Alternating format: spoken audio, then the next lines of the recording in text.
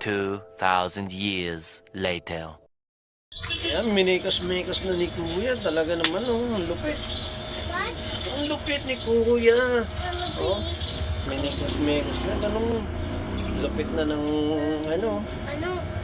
lupit ng gumawa ng pagkain ni Insan. Minikos-mikos na. Ayan, oh, nagkalat-kalat yung mga nasa pagkain. Oh. Ayan, oh, may, kahit pa paano may pangsandok para pang, ano, di ba? Ang galing eh.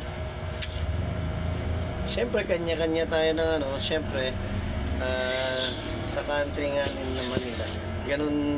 Ganun yung ano nila eh. Kaya para sa nila masarap yung gawa nila ng ganyan. Kasi pagka ganyan, lalong naiinganyo yung mga kapwa nila kumain ng ganyan. Siyempre sa atin, hindi naman natin masabi pagka ganyan. Alam mo naman tayo, di ba? Kaya nod tayo guys, no?